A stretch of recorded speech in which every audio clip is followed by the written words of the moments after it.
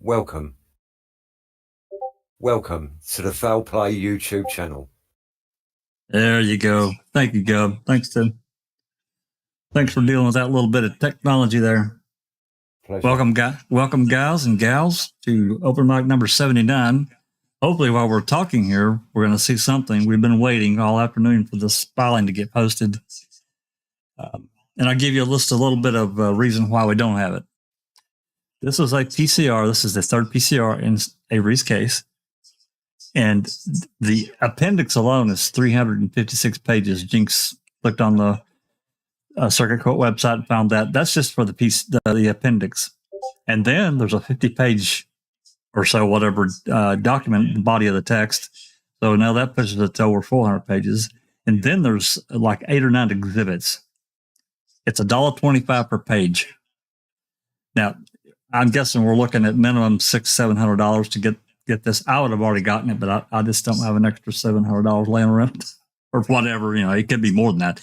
We don't know how big the exhibits are, so that's the reason that we didn't go ahead and get it. So anyway, we've just been sitting around Discord. Everyone's certainly welcome to come to Discord. I put a link up, chat, because that's basically what we're doing. We're just sitting here chatting and waiting. A little frustrating that she made the posting last night and she's going to be filing today, and then it gets filed and we can't get the document. That's a lot of money for a single individual or even a few individuals to throw together.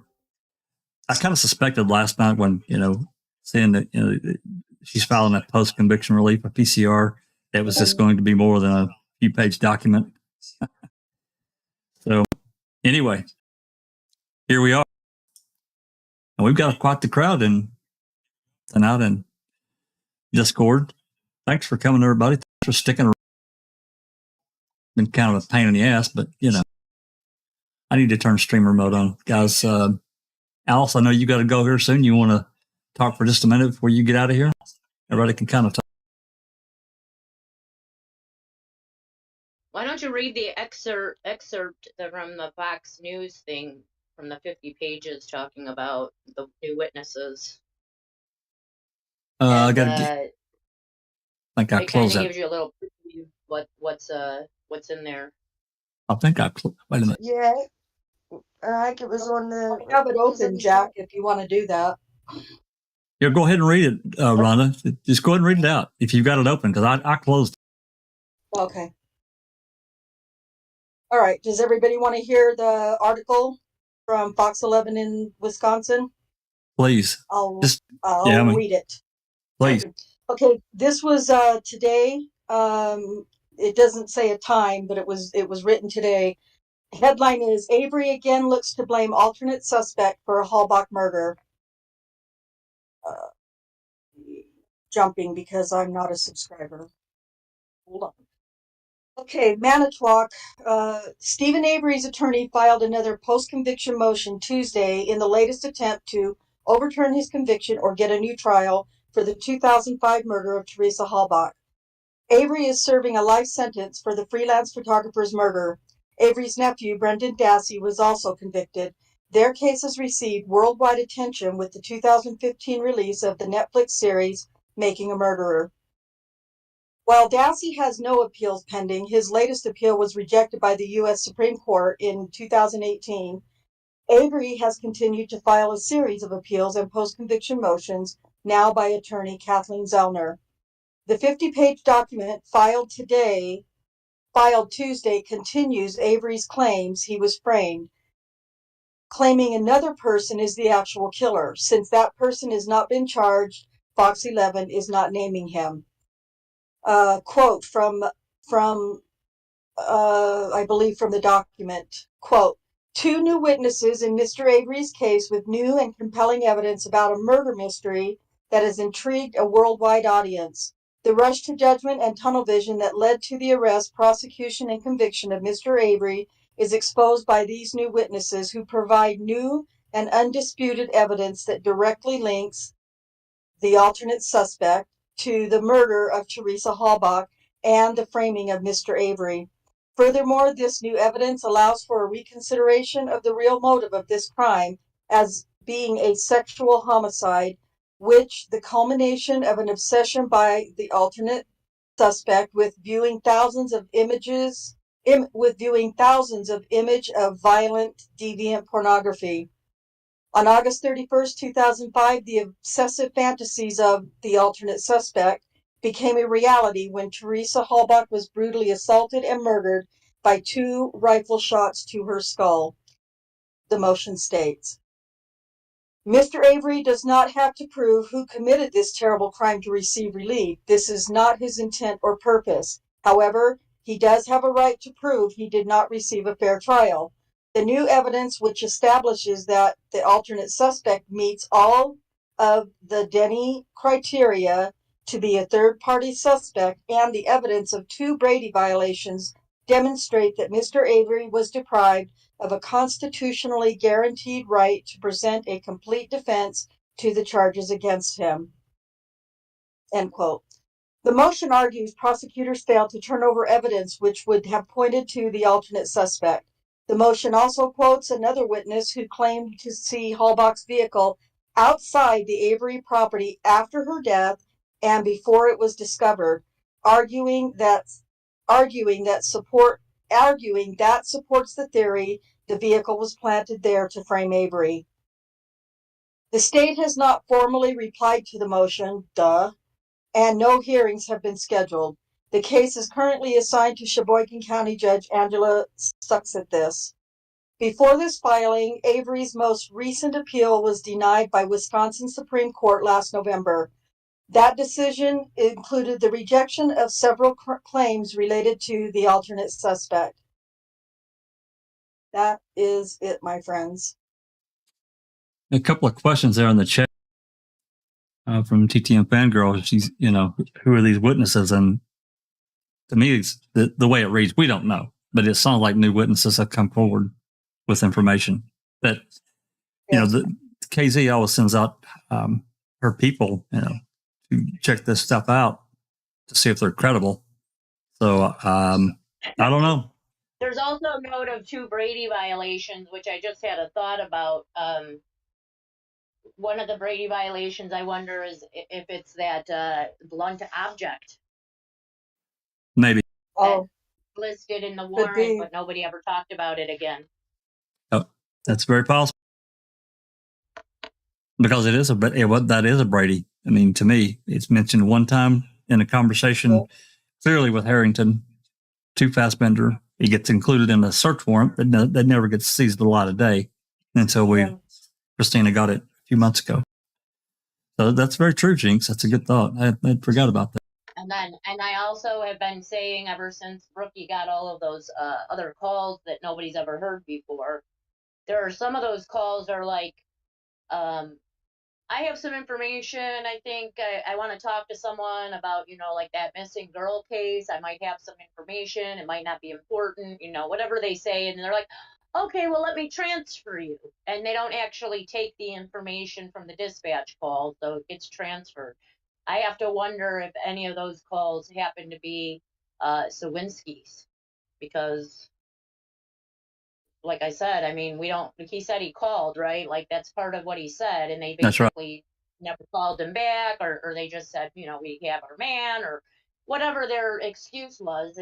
So I have to wonder if one of those, or maybe he recognizes his own voice or something, or maybe they were able to get more records from that showing the numbers from the people who called, and it shows up his number. I don't know. That would be a help in his claim, and if they never gave that to the defense, that would definitely be a Brady violation. Yeah, it is really irritating. A lot of those calls, they're one-ended. The dispatch gets it. Person says, "Hey, I need to talk to someone." Boom, gets transferred to a detective, and we don't get to hear the rest. Right, and they should be recorded just the same. We just don't have access to them. Right. Yeah, that's what TTM's saying. She's saying, but one witness is the newspaper guy, right? But we don't know. I mean, yeah, we think so. I mean, that could be a possibility.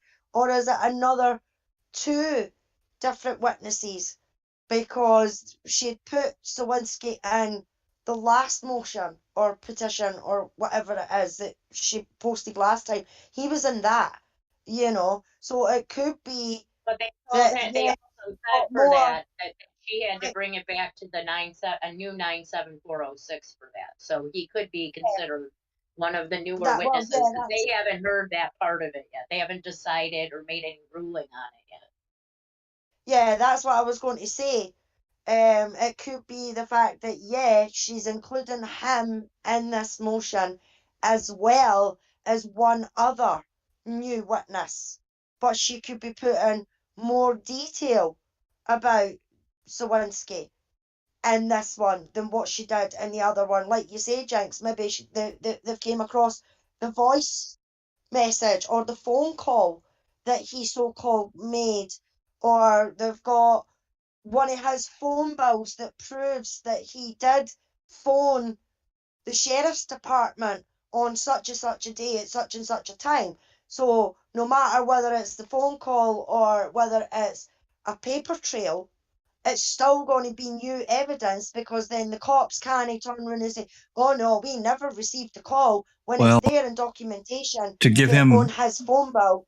to give him credibility, I mean, a phone call would be ideal. That gives his story, even though his story did change, and from the time he talked about it way back, and but nonetheless, it would give his entire affidavit more credibility, more teeth.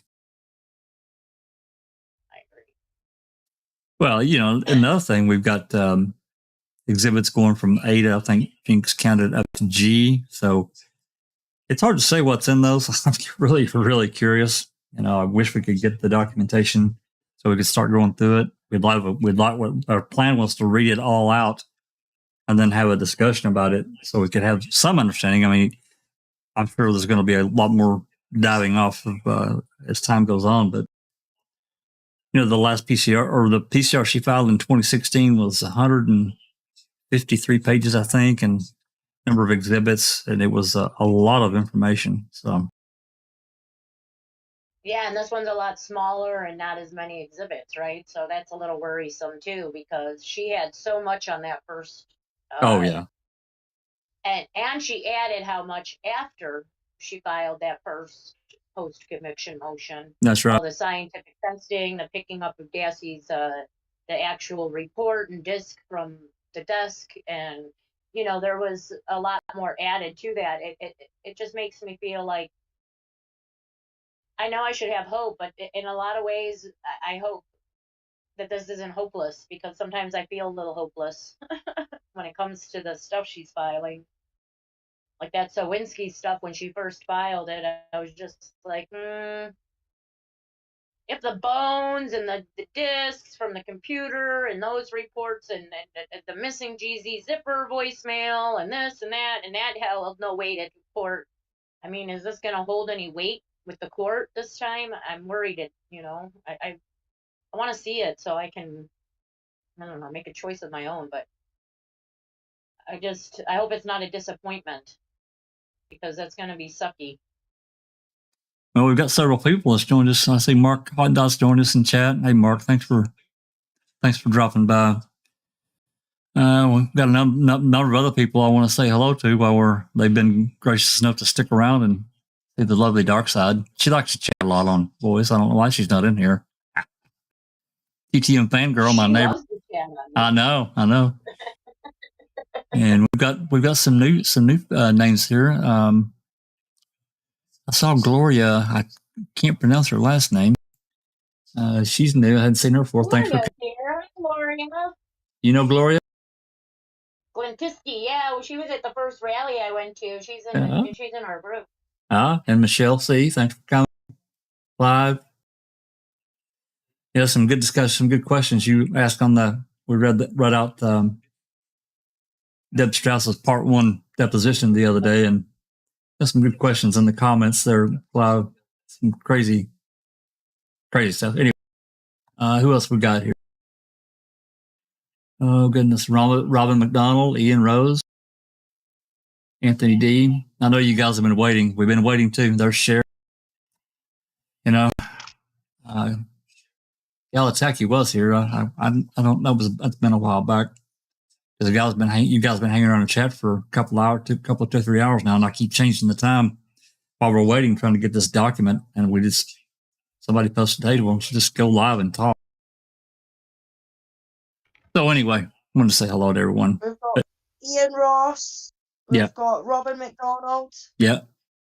Pikachu. We've got Cher. I thought Case Becca she King. was going back to sleep. She said that if she went back to sleep, they would post the motion. So go to sleep. We've got Colette M. Passive Bear. C4P. They were in earlier. Jazz Naz. I don't know if he's still here.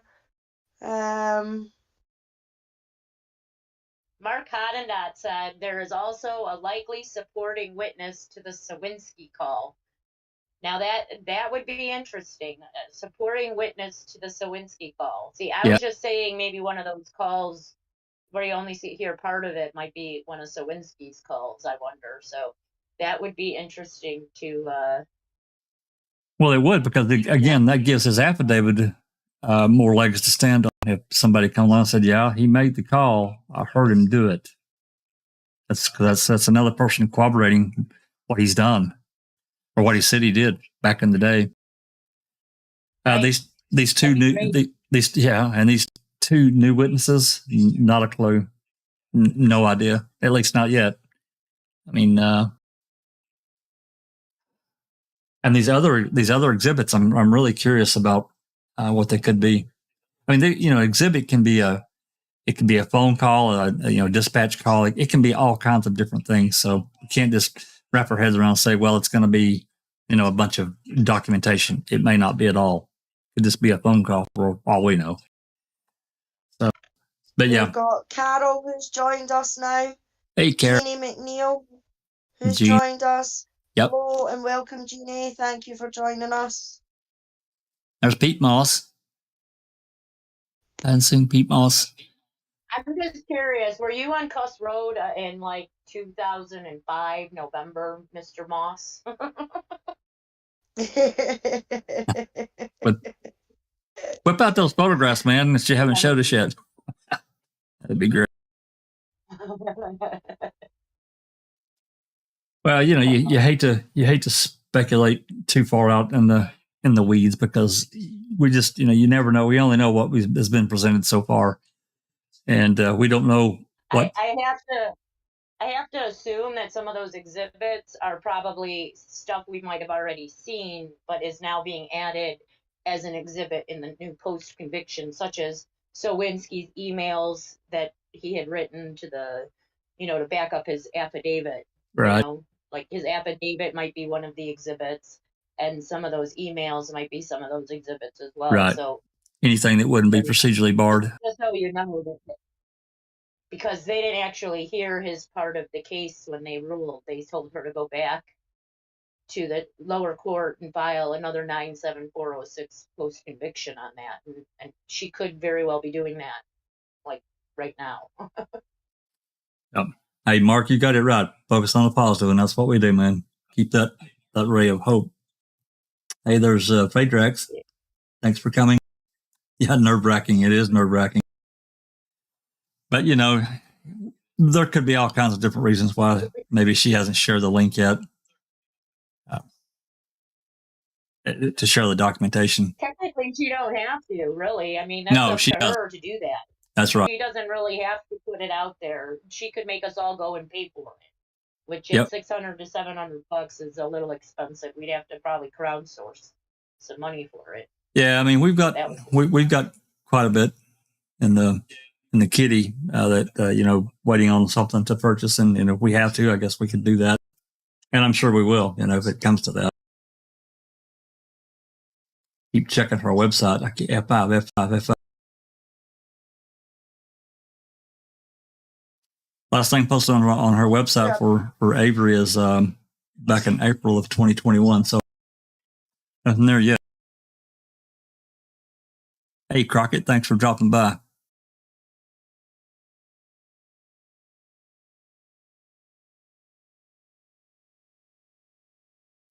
So I was And- thinking that we should petition, you know how people file all these petitions to the, like they want to petition, Biden right now to release Avery. Like I saw a new petition for that recently, which of course Biden can't help. They already did that with Obama back when this first happened, and Obama has no jurisdiction over the state murder case, so there's really nothing that he could do.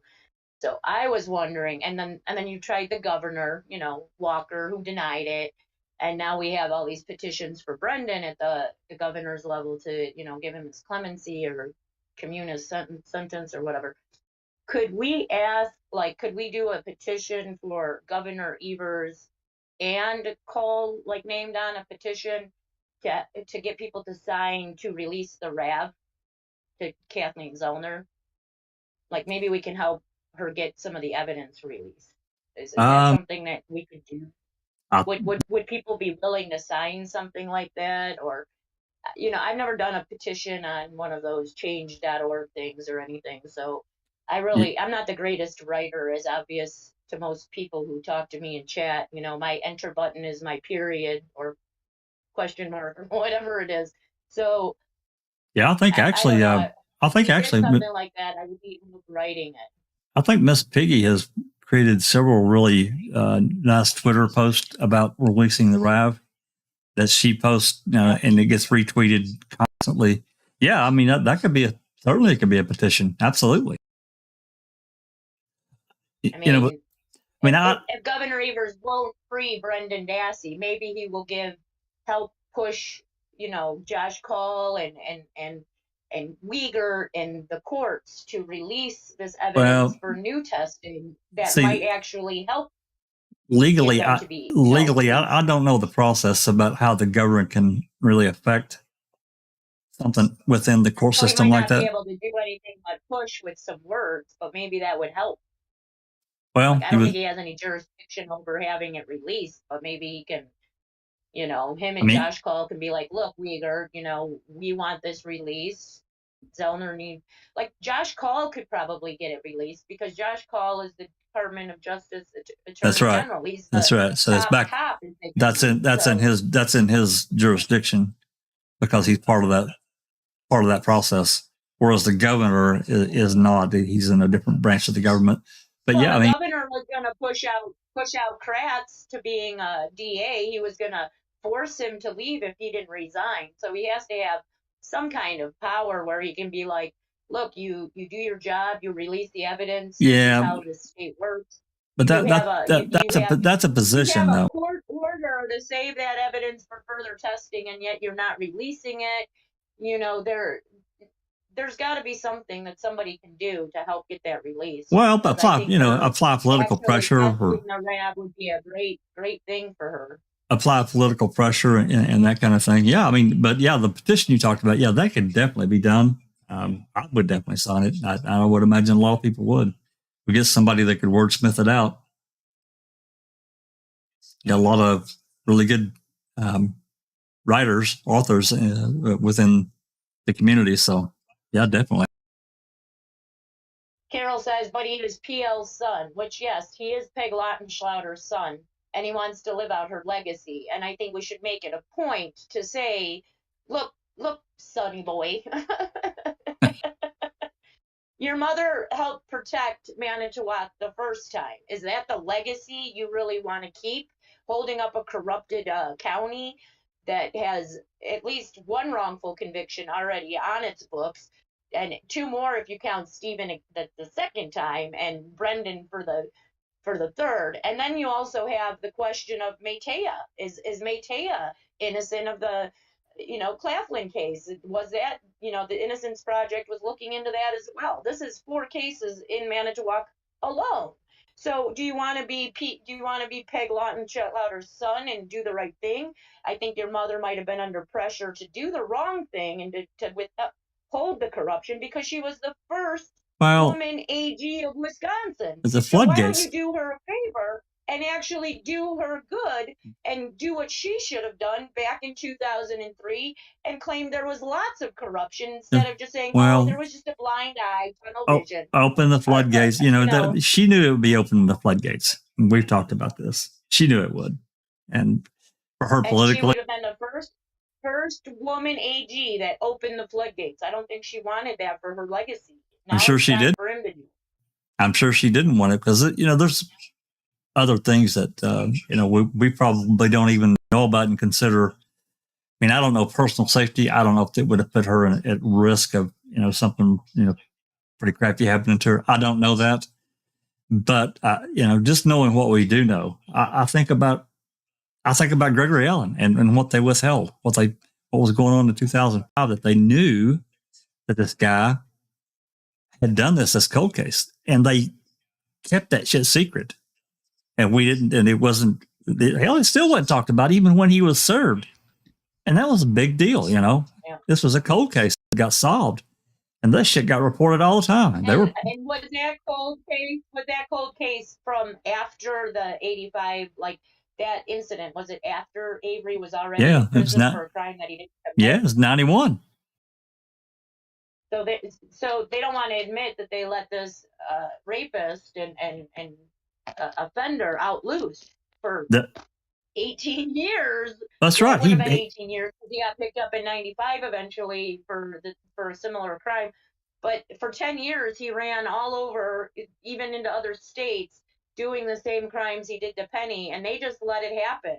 That's right. And they want to admit that. And now they could be doing the same thing with her murderer. He could be out there doing this. Some of these missing women, we don't know who it is. I mean, of course, she thinks it might be Bobby. Maybe Bobby has been doing stuff like that to other women. I would think somebody who was, would probably do this again. It's not going to be like a one-time thing. Alan attacked her, and he beat the shit out of that woman, and he essayed her pretty badly. I don't know. I can't remember the extent of her injuries, but it was bad. But unfortunately for him, he left his DNA behind, a lot of it, and that's the way they got him. But again, that goes back to the cold case, and they knew about it. They had to be contacted, and they kept that shit secret right in the midst of the deposition. So, given that and what we were talking about, with Peg, she kept this. She says a lot. Manitowoc didn't do anything wrong. Everything's kosher. They did everything good. Well, bullshit. They did. We know they didn't. That's not right. So I don't. It's hard to say what all got talked about behind closed doors. I can't imagine it was a pleasant conversation for any of them. So, for Josh, Carl, or son, I just don't. I don't see any of them. I don't see any of them touching it, honestly. I tweeted to him the other day. I tweeted to him about his mother being, being the prosecutor and giving Ryan Hillegas' father immunity in the 1985-86 case for that fraud case. And is that why Ryan Hillegas got an immediate, ruling out, because he was simply the son of a witness of your mother's, basically. And I posted the Ryan Hillegas extra about Mark Hillegas. And then I also posted an excerpt, how do you say that, from the 2003, the Peg Lautenschlauder's little report, how they did no wrongdoing. And one of the things I had put in there was, had they just investigated another viable suspect, and that's what they should have done in this case. They did not investigate any other viable suspects at all. They didn't even ask for alibis from them. And, I think putting that into a filing for Josh Cole or a petition would also be beneficial in it, look, your mother has helped. She's biased, in my opinion, because of Ryan Hillegas' father, not to look at other viable suspects. Right. And she was the head of the DOJ back then. We've got a few more people who's joined us in chat. We've got Nan's Life. Hi, Nan's Life. We've got Bethany. Hello, Bethany. We've got Barbie Ellen. Hello, Barb. We've got Hugh Fraser, who's joined us. Nice to see you in chat, Hugh. No seen or heard you for a wee while. Yeah, thanks for sticking around, guys. I wish we could, whip this document out and get it on screen and read it, but we just don't have it yet. Hey, there's Well, Angie. I'm going to actually say goodnight, guys. I've got a hospital appointment in the morning, so I have to sign off. Well, I'll call you if I we bet get you the. she'll fire. I bet you she'll post it for you when I fucking switch everything Uh, off. So it's so good night, everyone. Good night, everyone in chat. Thanks for joining us. Good night, Good everyone night. on panel. yeah, Bye, And guys. I'll Sweet hopefully see dreams you. and take care. Be there. Thank you. yeah. Good Good night. night. Good night, Alice. Have fun tomorrow. Thank you. So, yeah, Angela said nobody leaves until the documents are here, which means we could be here until tomorrow morning because I Might have be a here. feeling it's not going to be posted tonight. It's already 7:30 in the evening, and it's still not on our website. So No, I just checked it. I've still been doing a refresh every few minutes, but it's not looking good. I even posted something on Twitter and to see if she was going to link it, but Carrie Ann said she just got here, so there's no names out of all of this. They didn't name anybody in the Fox article, but the Fox News article, but the way that it reads, I mean, to me, I suspect that it's going to be Bobby, and Bobby some more. And now I have to go and give Bobby another look-see because I have not thought of it as Bobby even after she filed the last time. So maybe I'm just wrong and need to re-examine all of what I know and give it another look-see because maybe Bobby is the perp. I don't know. yeah, I mean, I don't know. I guess I think we all understand that. She's using Bobby as a Denny because he was on the property. Wasn't the only one on the property, but he was the closest one, and I get that. And it's not to say that, and I necessarily think that Bobby did anything, but I understand why she's doing it to get her foot back in the door. Well, Bobby did do something. Let's be clear. Let's be clear about this. No matter what, even the family has said that they were manipulated and they testified through manipulation. And if that Sure. is the case, then they need to go and recant their testimony in a formal way by talking to a lawyer themselves and having their own lawyer draw up an affidavit of recanting, because that testimony was not only used against Stephen Avery, who is innocent, it was used against about Brendan, that's not right. by them being on the stand. That's but right. It was stipulated to the jury that they would testify, that Scott would testify that he saw Brendan Dassey standing next to the fire with Stephen Avery, which puts Scott Taddick as part of the problem, because if he's lying on the stand at Avery's, then the stipulated testimony at Brendan's trial is also a lie, and he helped convict his stepson by his false testimony, which needs to be recanted formally. They should go talk to Kathleen Zellner, find their own lawyer, talk to their own lawyer, and recant it in whatever way they can through their own lawyer if they don't want to talk to Kathleen Zellner. You got to wonder in doing that, and I don't disagree. Now we got to look beyond that. What would the state do? Would they come after him for a perjury charge? Would they?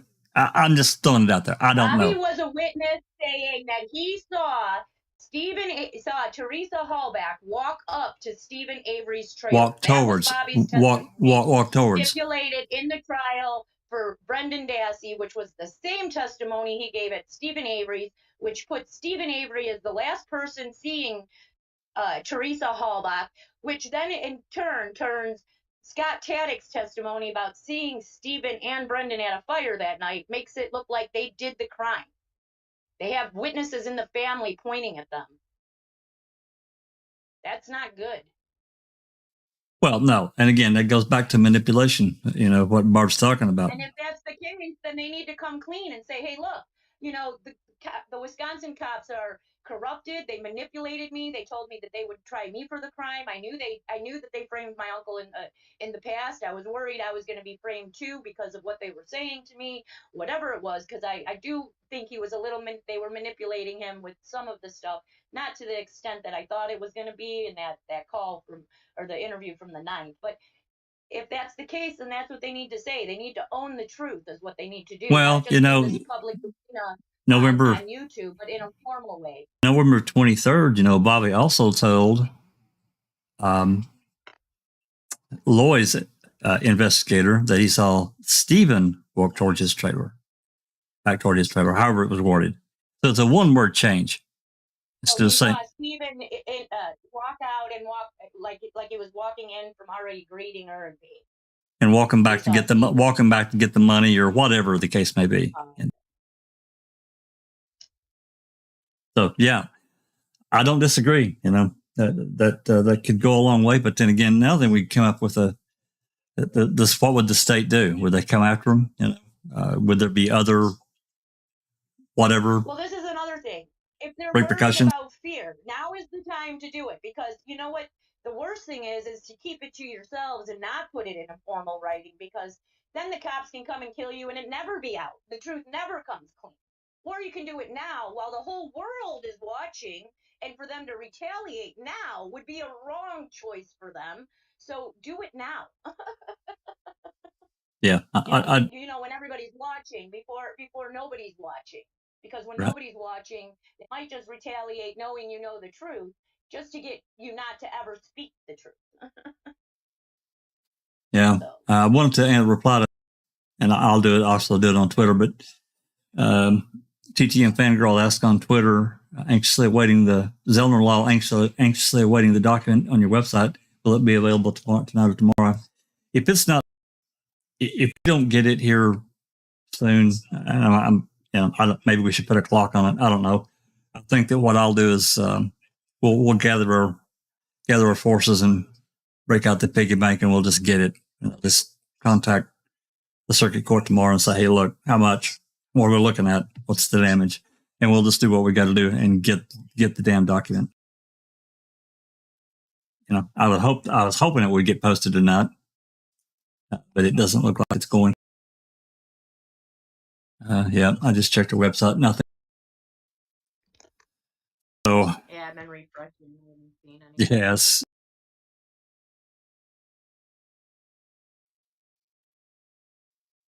Well, you know, we've got Cherie here. You know, just from do you have any thoughts? First, Cherie, I don't want to put you on the spot. Do you have any thoughts about what we've been talking about and what's been put in the paper so far about what you know? Any thoughts at all? Any opinion?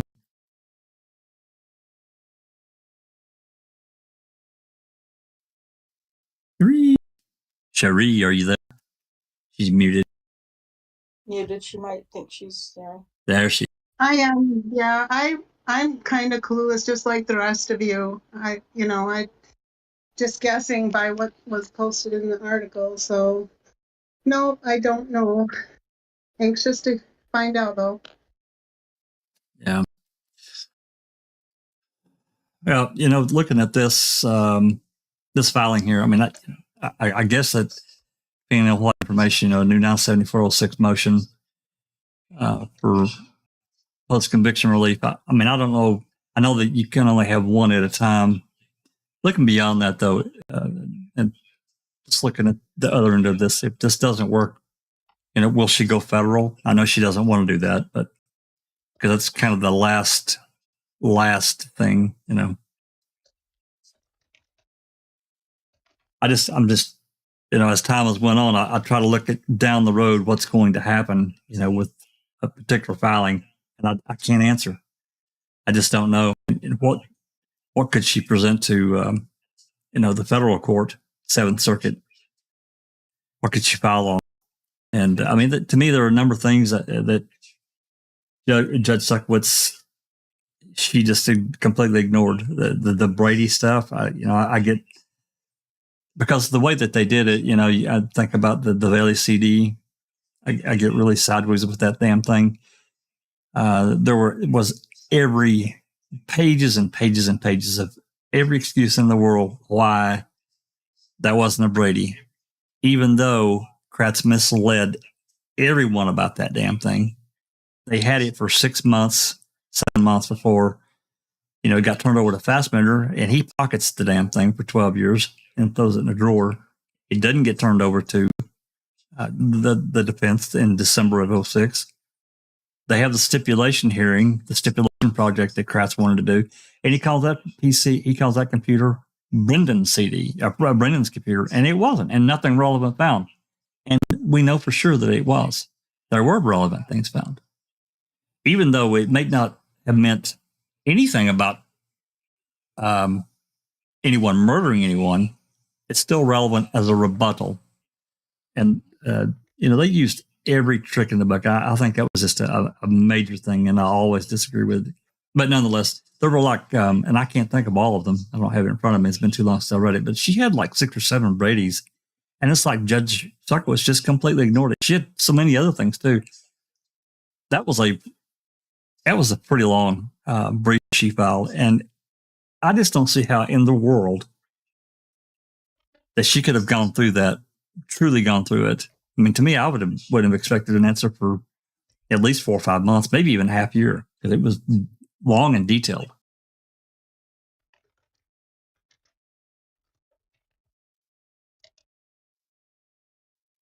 So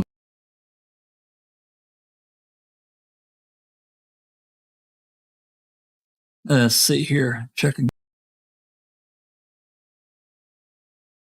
Nope. Nothing.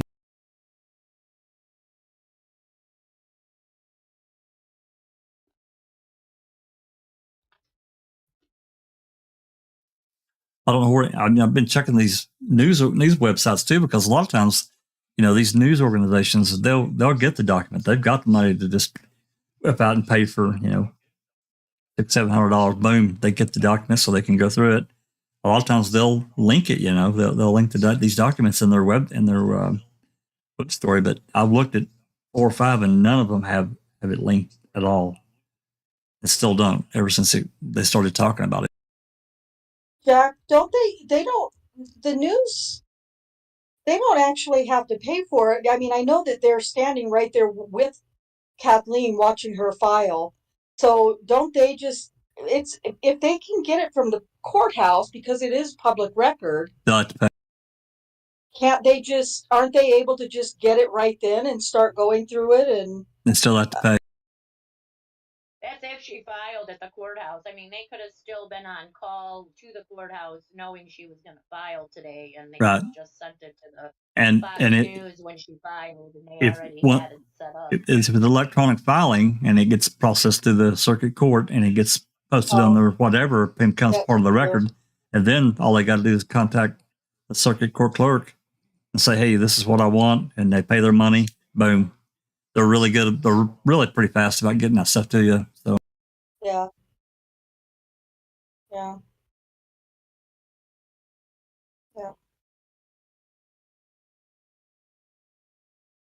Yeah, I've been refreshing every couple of minutes too, and it's not. I just don't think we're going to get it tonight, you guys. I think it's going to be more like, if it is going to be available, I think it'll be tomorrow. Well, that's what I think too. I mean, I'm Eastern time, so I'm an hour ahead, but it's already 7:35. So she went to Manitowoc and did the filing, and then drove back. 3. We were talking. Jeff Jones was here earlier, and we were talking, and he said probably 3 hours minimum for Chicago traffic to get back to her office, but it doesn't look like she's going to link it. Let's remember, I drove up from Chicago to Raleigh just a month ago, and there was an accident on the highway, which caused our 2.5-hour drive to be 6 hours. Yeah, there you go. Wreck, road construction. There's all kinds of things that could do.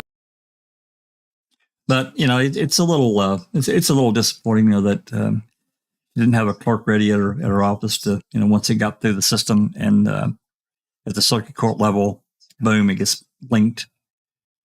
Because Kathleen's smart. She knows that it's $1.25 a page, and most people just can't afford to pay that. So we're on her side. We support her, and it would be good for us to be able to get our hands on the document. You just never know where it will go. More eyes, the better.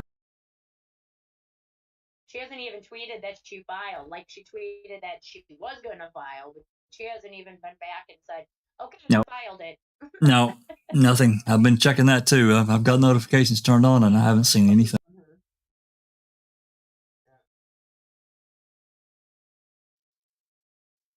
So, I mean, there's so many directions that this could turn. And I don't mind speculating. I guess I've just been in it so long. I'm really more comfortable talking about what we really know, and maybe make some leaps of faith to go here or there to what something how something may have happened. Anthony D. Let me just answer Anthony D. Don't you think KZ flew there? No, she wouldn't have flown there. It takes longer to get onto the, to go through all the security at the airport, to take a shitty ass plane to like Green Bay. It takes longer to do that than it would to be to drive there. So yeah, even if they flew into the Appleton airport, which I've been to that one several times. Even flying in there, then arranging for a car and then driving, whatever it is from Appleton to Manitowoc. Yeah, I think it probably probably less hassle because you just get in the car and go, right? You have to deal with traffic, but yeah, I think you're right, Gene. Can you guys hear me? Because I'm being told I'm low. Is my volume low? Can you guys hear me? Yeah. I can hear you. Jack? I don't think so. Yeah. I don't know. I don't know. I don't know. I think it's just you, Carol. I don't know. How about the rest of you? Let me turn it up. I'm gonna turn you up. So I get loud. He probably turned me down because I'm loud. There you go. Sometimes. Yeah, now you're louder. I turned you back. I turned you. Yeah, Jack, you're really loud, and everyone else is low. Yeah, well, I kind of blame that on this. Am I louder now? Yeah, you are. Yeah, you're louder. Yeah, this microphone software it's just weird as shit. And if I turn my microphone down, there's a point to where it'll fade and my words get broken. And if I turn it up, it's like blow your damn ears off. So I'm try to find that happy medium. So Anthony wants to know if she has a personal jet. Yeah, I don't think Casey has a jet. I'm sure she's got a limousine that hauls ass, but our hope was that she would get back and post it and wait for people to comment, see what they say. I'm really interested about any new witnesses that have stepped forward. That could be interesting. I'm interested in what potential could come out of the Sawinski angle as well. I don't know what it all could mean. The RAB getting on the property, not everyone agrees with me, but I think, me personally, I think that if the RAB was on the property on the 4th, someone would have seen it. It would have been blown up all over hell in a handbasket. See, told you guys, the RAB never left the property.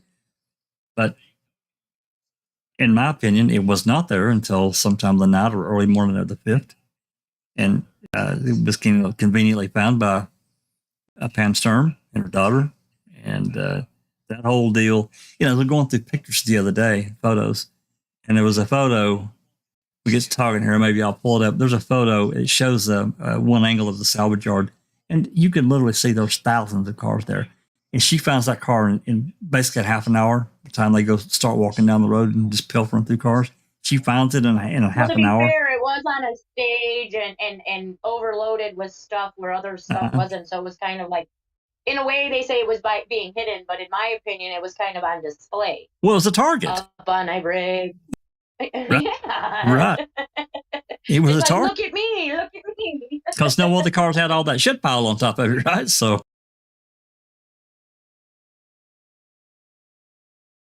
Yeah, I don't think it was like they were hiding it. They were putting it on display so she could find it within 20 minutes, so they could get on their case.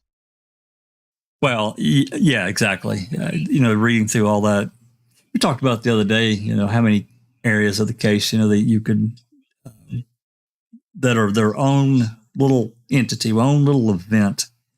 They're tied to other events, obviously, of course, but when you start taking all these different events in the case and you isolate them, man, there's so many of them that they don't work. For me, they just don't work. They're not reasonable. And we talked to Big Jeff a lot about the reasonable man, reasonable woman. How would you think something is reasonable?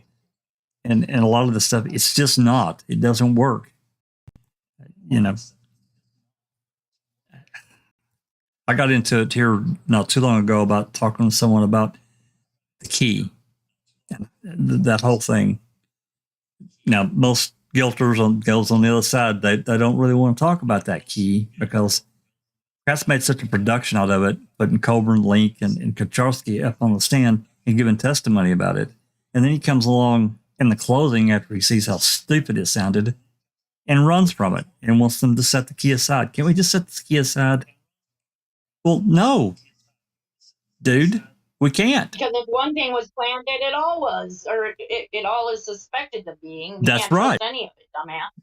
That's right. That's exactly right. And that's a you know, kind of my mind frame as well. If you're going to plant that one to help the case, maybe you guys thought that he was guilty and he did it, but you needed some help. So, you know, let's Which just means throw this. all the evidence could be helped along by the cops whenever they feel it's necessary, when they feel someone's guilty of a crime. And that's what's wrong about it.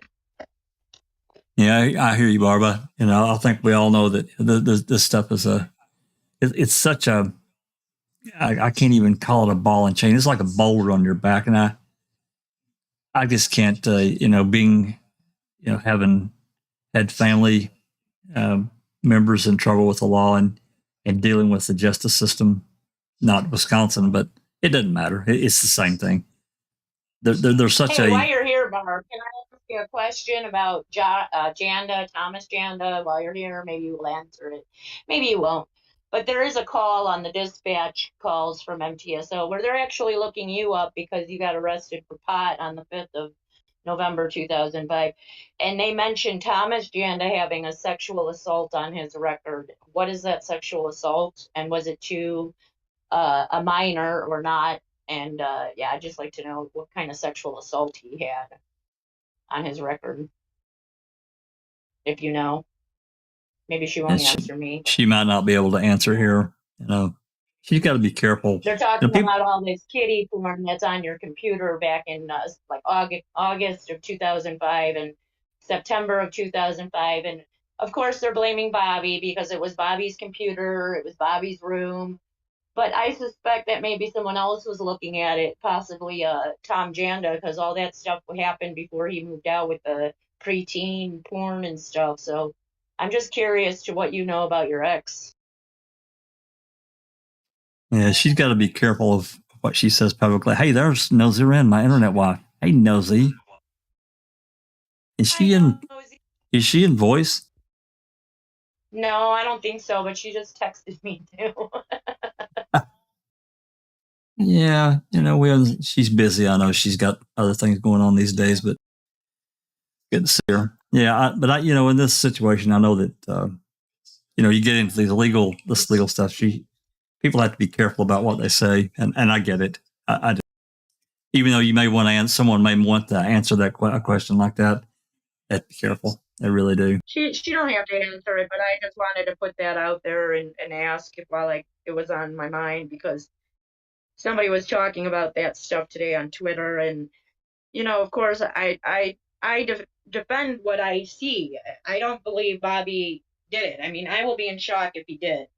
But I do see Bobby as being part of the problem, of course, with his lying on the stand and not recanting. But, you know, I think about that whole Tom Janda's sexual assault thing. So I know he moved out somewhere in October. You filed for divorce October 14th or 15th, or maybe it was a little earlier. And he eventually moved out. So, and then the kiddie porn really stopped after that. Like, there's not a lot of that preteen Asian naked stuff. I mean, there is still porn lookups or, you know, nudity and porn stuff, but for a teenage boy to be looking up porn stuff, I don't find that as odd as some people do, because I mean, he's a teenage boy, and regular porn, no. You know, you get 12, 13, 14-year-old. It doesn't look like it's kiddie porn after that point. So I was just curious if maybe Tom Janda has a history of that. She said and she'd maybe message. Those earlier searches are his. She said she'd message you. She can't, but I guess I can. Okay. All right. Well, Let me find you. I mean, the computer became an issue. It really, this is That's really, a big part of this whole Bobby did it is because of all these little. I also find it hard to believe that somebody who was all into this kiddie porn and younger women type of thing to then turn around and do something like this to an older woman, because the let's face it, 25-year-old. Bobby was younger than her. And whereas for me, it just would seem like an odd switch there. So I don't know what to make of that, and I was just curious. So you don't have to answer me, of course, but I just thought I'd throw it out there. I have just knowing how people were manipulated in the case. This doesn't surprise me. I don't think Bobby did it either. I'm not one of those that do. My focus is towards the ex-boyfriend. And I know a lot of people don't agree with that, but I mean, to me, he inserted himself so completely, going and staying at her house, sleeping in her bed, or handling various Lying pieces about of the evidence. light is a really big one. Yeah, exactly. That's a huge one. Lying about how they got into the computer and got her phone records, not the computer, but her phone records. I mean, to me, it was a complete lie. You don't just make up a username and password and get in. Sorry, no, sorry, doesn't work for me. Plus the three, it was not widely advertised at the time. It certainly didn't come out in court that he had called Singular Customer Service 3 times prior to them getting into the computer to get her records or to get her phone records. That wasn't brought out in trial, but he did. So that tells me they contacted Singular Customer Service trying to get into those phone records. That's a federal offense, number one. That happened first, right? Like those calls, and then they got the records like That's 20 right. minutes later, and they did it a second time. They printed off her record at like 7 o'clock later that evening. So they actually did it twice. And if they did it at 7 o'clock, they did it while the cop was sitting there watching them do it. And the cop did nothing, even though it's like against the law to hack someone else's account without a warrant. Yeah, And maybe they let him do it that way because that they got access to stuff they wouldn't have gotten access to sooner without having the warrant. But at the same time, they're also allowing somebody to commit a crime while searching a crime. That doesn't hold well with me. No, it doesn't me either. Another thing that is going on, talking about these 2 Brady violations and then going in, we haven't really talked. We talked a little bit earlier before we went live.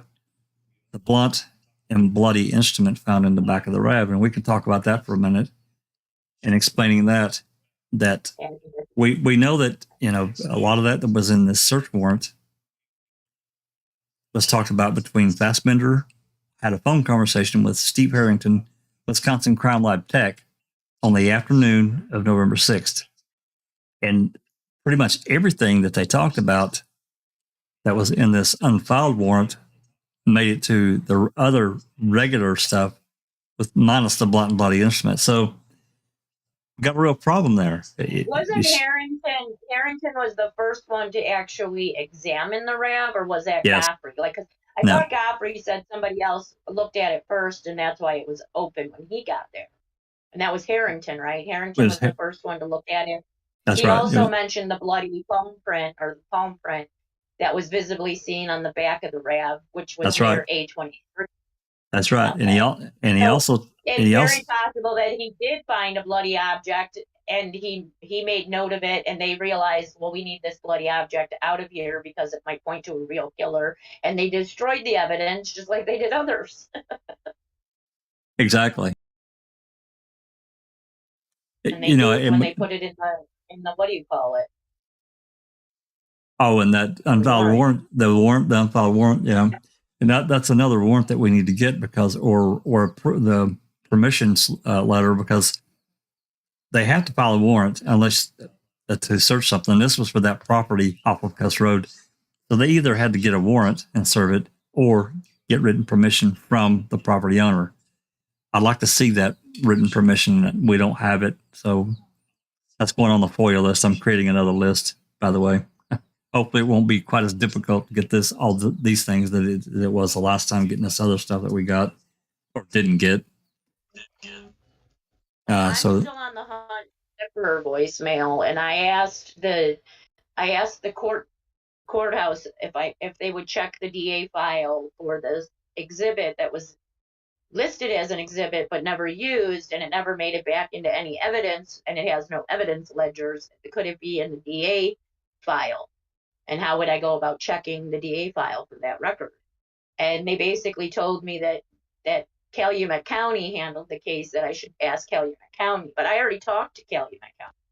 And Calumet County told me that, checked it over with Buting, I think I asked him. Calumet County is not the county that had that case. They were the special prosecutor and venue. The case was handled by Manitowoc. It's a Manitowoc case. Even if you pick it up, it's Manitowoc.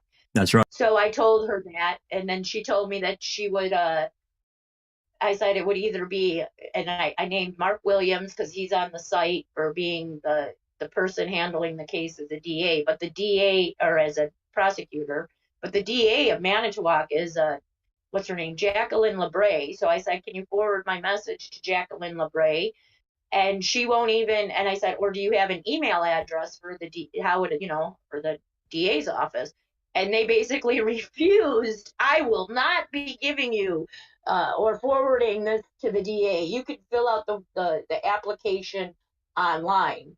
So I guess I'm going to fill out this application online. And for some reason, I feel like it's just going to go to the Manitowoc Open Records, because I asked them too, the Manitowoc Open Records for it too. And they basically said the same, no, fill out this thing.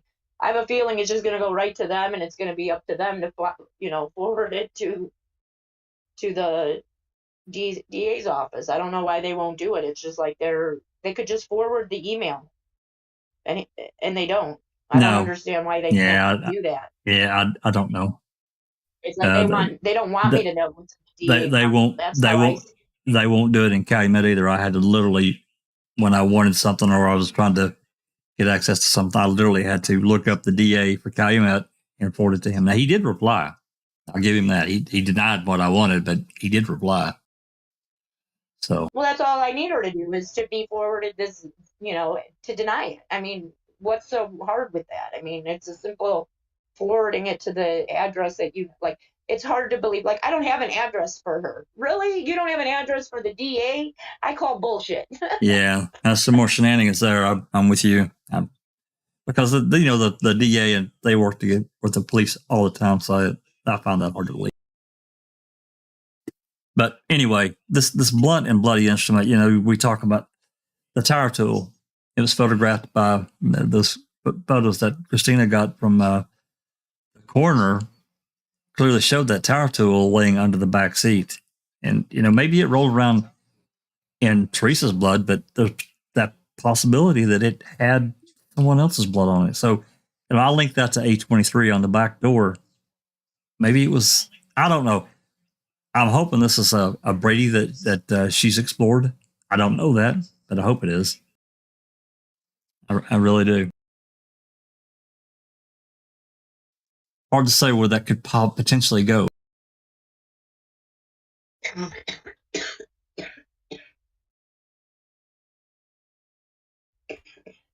Do another refresh. All right, I ran. Wants to be on open mic. Hey, I ran my mouth long enough. Other people can talk now. I'm gonna shut up for a minute. You got there's several other people in the channel here. We got Andy B. I know he's kind of new to the being online. He doesn't have to talk. Like I've told anyone that wants to come and just sit in the channel, you don't have to talk at all. If you don't want to, that's fine. We're glad to have you. Susan's here, but she said she was driving. Are you done driving yet, Susan? She may not be able to talk. Is she driving? And she better not be drinking then. No, I don't think she's drinking. This might be Taco Tuesday or something. I'm not sure. She said she was going to have some food at the bar. Oh, yeah, okay. Yep. She and better get she might have a she better get us a and big then takeout told box. me I needed to learn how to sing because I don't sound nothing like Stacey. And Rhonda, give us your So thoughts. Give us your thoughts. I've been running my damn mouth for an hour now, so you talk for a while. Ryan Hillegas is my guy, and that's all I can really say. I don't know what else to say. Well, I agree. He lied too much, and that makes me really suspicious. When if you love Teresa, right? You loved her since high school. He didn't love her. He was obsessed with her. He was obsessed with controlling her and making her keeping her as a possession. I don't call that love. I call that Objectifying. Well, yeah, all of those words. Yeah, he just so that's all he wanted to do. And when he felt like, for whatever reasons, that he couldn't do that, I think he just kind of said, "Okay, this is it. This is when I gotta do what I gotta do. If I can't Okay, have I have you, a question. nobody I else have a will." question for you, Rhonda. I have a question for anybody who thinks it's Ryan. Like, what kind of evidence does needs to be brought to Kathleen Zellner to get her to look more at Ryan again? Because of course, in her very first scientific motion, she mentioned two individuals who were possible suspects. One of them was being Josh Rodant, who was ruled out by Kathleen Zellner when she talked with him. And Ryan was the original, those two were the original two suspects that she brought into this case. So, and then because of all this stuff with the computer being hidden and Bobby being one of the, main witnesses against Avery, that he has now become the prime target or suspect or whatever for Kathleen Zellner to bring this to court to get a hearing, because he does make a good Denny suspect. Let's face it, some of the shit that's on his computer and the things that he's done make him questionable and calls into question doubt on Stephen Avery's conviction. But like, what would she need for Ryan to be considered again as a Denny? Like, what are we missing from Ryan to put him in that position that Bobby's in right now? Like, direct evidence, is that what we need? Direct evidence? Does he meet motive? I would think so. Does he meet, what are the prongs for Denny? Direct evidence is one of them, and something else. So like, what do we need for we need direct evidence, which she thought she had with the day planner, which we all think, have gone over that. I don't think it was in her car, at least not while he was planting the RAV. I mean, it might have been on her desk and she made it home and it was in her car at one point, but I just don't, like, what's missing? I think that, do we have any DNA, for instance, on Ryan? No. Do we have an alibi? Not from fucking Ken Kratz, but from Ryan. Do we have an alibi? Do we have a interview or whatever you want to call it, right from Ryan's mouth to a detective without Scott Blodorn in the mix? We have none of that. So what can we find now that would help for this new evidence? case? I don't Does somebody know. need to schmooze up to Ryan, grab his DNA, and get him talking, and like wear a wire? I mean, what will it take? I don't know. I honestly, I wish I could. I mean, I know that's kind of shitty for me to say I believe it's Ryan Hillegas and then not offer a solution, because I don't like that, generally speaking. But I do the same I don't thing. know. So I don't know. I don't. A confession would be fucking nice. It'd be nice if we had a full profile on A13A, which is the thumb drive, or not thumb drive, but the SD card that was in the back of the RAV. Also, a full profile. And how about if somebody leaned on Blodorn a little bit? Because let's face it, Blodorn knows more than he ever said. Oh, he was looking at the floor in that first interview. I think he knows exactly what happened. So, it's just I wish I had a solution to offer with my accusation, but I don't. Full profile for A23. We need to look for him, because we need to put it out there full profile for A23 and CX. We don't know what CX is either. That's his blood that was found in the quarry. On a quarry rock or something. That's right. Yeah. Yeah, I mean, for a minute I considered Bobby way back at the very beginning because I was still trying to figure out for myself with my own research what little bit I was able to figure out before I met everybody, that had done so much already.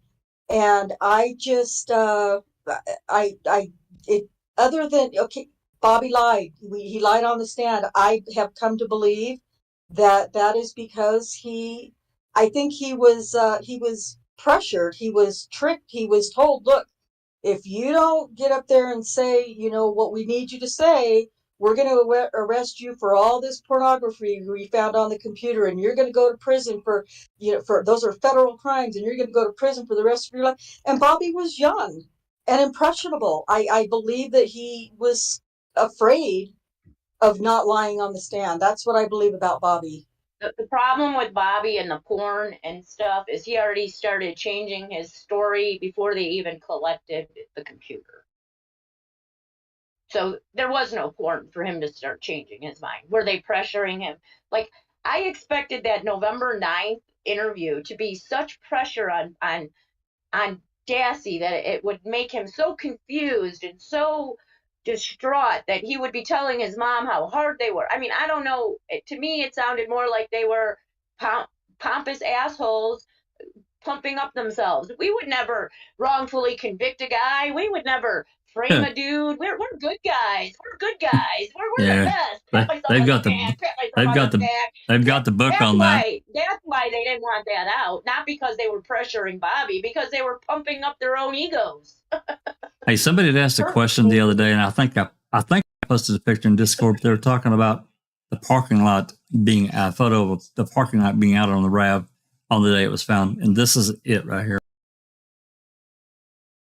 If you look, now say that again. Somebody had posted a question or a comment about the parking lot, a picture of the RAV with the parking lot knocked out of it on the 5th. Yeah. And this is the only one that I know of. It's got this side angle, and you can clearly see, I've zoomed in on it, you can clearly see that the parking lot is out. It's not there. What is that dent on the fender? There. What is that? What did you say? That just looked like a dent. Oh, I'm pointing to it with my cursor, like you guys think that's gonna work. Or maybe it's just, it looks like a dent right there. That's the tire reflection from the other car. You see the red car too? Oh, no, not that. Car. No, on the gray fender. Oh, gosh, Rhonda, that doesn't work. On the gray fender itself. Got it. Yeah, it's like a little dent. It'll zoom in. Right there. Yeah. Down. Not the red part. Not that, Jack. Yeah, that right there. That just looks like a dent, but maybe not when you zoomed in on it. Anyway, that could. It definitely looks like a dent. Yeah, I'm not sure if that's a dent or a contour, but it does kind of look like a dent. Yeah, it's not something I've ever seen, so it's probably not a dent. You know what? Because that whole gray piece of plastic, whatever that shit is, when it got hit, it could have bent right there at the weak point and caved in a little bit, right? That's what I think. Yeah. That's what I think. Okay, that was just a question. I've never seen it before, but okay. Anyway, I don't really. I just feel like, and of course we have to do it, and it's good to do it, and we need to keep the conversations going. But I just feel like, for the most part, we keep discussing the same things, and I feel like we're not getting any answers, and it's so frustrating. That too. And, it's really frustrating. We keep discussing it, and that's a good thing, because we're exactly. I mean, we have to keep talking about it for sure. Because at some point, God, what if just out of the blue somebody came into the community and said, "Hey guys, look at this," and it's something that none of us had ever considered or whatever before, and that could be, the missing link to the whole thing. But so yeah, we have to keep talking about it.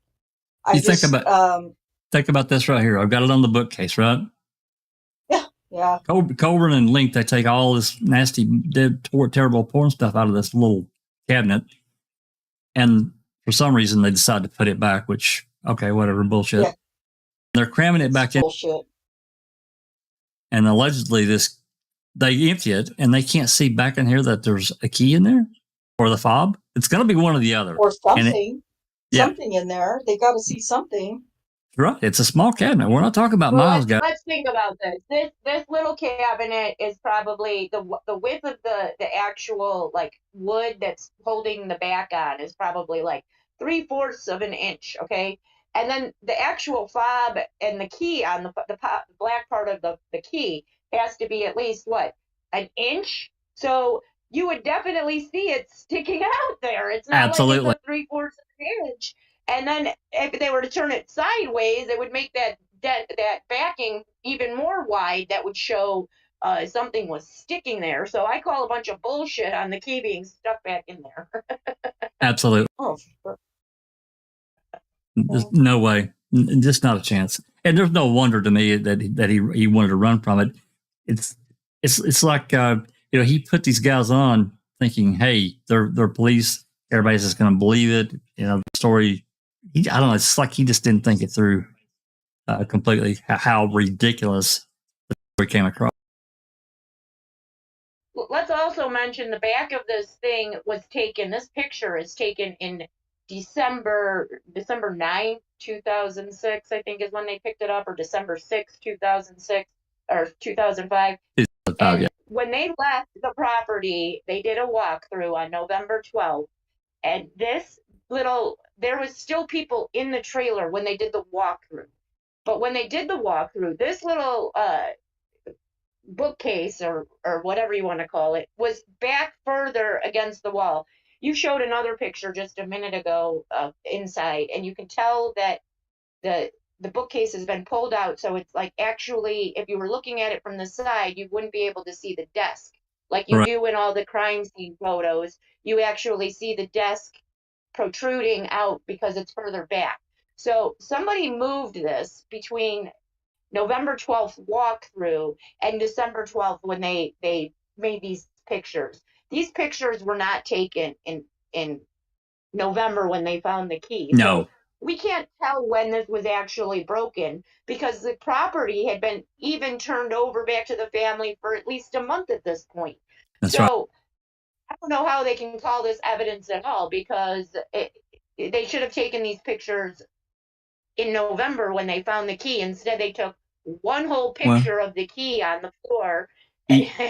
Even this one, right? Even this shot here, you can tell where this cabinet has made an indentation in the carpet.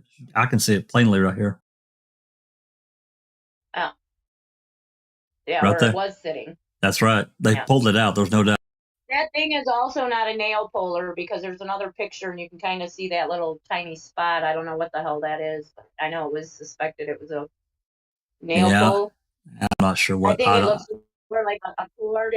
There's another picture you were just looking at too, and you could see it. It was further away, and you could see that it wasn't a nail pull, but there's something there, like a screw or something.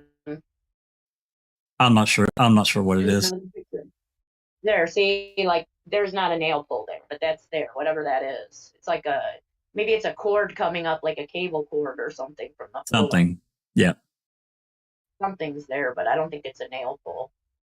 But then again, all they had to do was smash those books into the back of the thing like they said they did, and that could have broken the back of that anyway because it's cheap. Look at it. It's just a little board that's nailed on. Those little nails. I have one of those right now. It's not even very sturdy. So it's an old, cheap record cabinet. That's all it is. Well, yeah, that was determined too. That it was actually and the way that Lank originally describes how the key was found. He wasn't shaking and turning it. And when did they do that? Did they put that there like that to show? Because in the other picture, that's not there. That cord. Like when did they put that there? What was the point of putting that there? I don't know. I don't know. I don't know why they did that. Because you could see it. Because you can Because see that. obviously that's not even the same room. What room is that in? This is The what's evidence behind room. here. This Like, is the evidence room. so they take a picture of the evidence with a cord coming out of it. I mean, what was the point of that? Why is that cord even still in the bookcase, and that cord and phone isn't in an evidence bag of its own? Why is it still sitting in there? Damn good question. Don't know. Don't know why they did it. I never noticed that picture before. There it is, right there. It's like they just threw it back there to have it carry two things at one time. Easy to carry. Shouldn't all of that be in separate bags? I would think. Separate evidence bags? Absolutely. Jesus Christ, this case is so ridiculous. Well, Jeff Jones, you didn't miss anything because she still hasn't put it on her website. Oh, is Jeff back in here with us? He's in the chat. He said his meeting's over. Well, I hope you had good luck at your meeting. And here's these little cuffs. We found out more about this in the September, I want to say 13th or 14th interview that Wiegert and Fassbender had with Jody, her lawyer, and they're talking about trying to get her to talk about Avery, doing all these things to her and tying her up. And she said, yeah, it did it. But I could pull my hands out at any time I wanted. I could get loose. Oh, they didn't want to hear any of that. It was crazy. It was a great interview, though. I mean, no matter where she ended up with later on down the road, everything they threw out at her, she shut down at everything because they were trying to get her to say all this stuff, really bad stuff about Stephen. And it's like, no, I could get my hands out of those, boards or whatever at any time, And those have a safety on it because they're just novelty cuffs. They're not actually like, police issued handcuffs where you can't get free. I mean, look, there's the little lock right there on the side there. I mean, that's right. You just have to reach upright, and you could probably just pull them apart because they're novelty and they're probably very cheaply made. They're meant for somebody who is experimenting with their, significant other in, bondage. That's basically why they sell them at those, that's right. stores, and why they have pink fuzzy ones, and I mean, they make it sound like they found these horrible handcuffs, but they all have fucking. You can see like you can see a little safety latch there. It's not a key. So dumb. And there's the pink ones. Same thing. All novelties, all cheap stuff. The keys are still on there. Did they like tie her up, take the keys off, and then put the keys back on? Because why do that at all?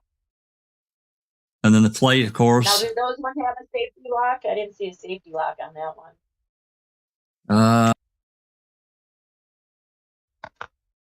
Can't tell.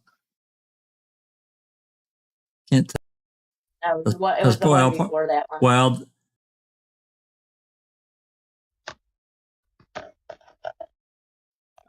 it doesn't look like it, but you can't tell. You can't see that other side. But I don't see the little flip thing on this one, unless it's got something on the underneath side. I kind of see it behind the plug too. Probably on this side. I actually opened these up because I was going to look for the photo of I was talking about. I can't remember which batch of photos. I think it may be the Wisconsin State Trooper photos. And there's one photo. I'll pull it up here in a minute. There's thousands of these photos, guys. I'm not going to go through all.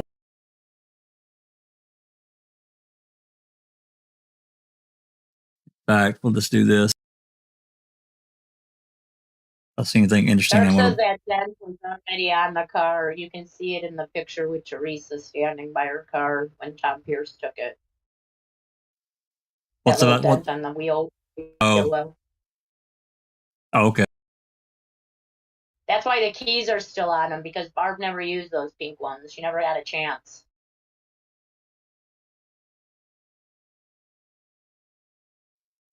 And we can see they took the RAV seats out This is a later And you know photograph. when they did that? They did that because they were trying to confirm Brendan Dassey's Knife story. recollection that the knife was underneath the seat, and there's not even a blood spot where a knife was. Nope.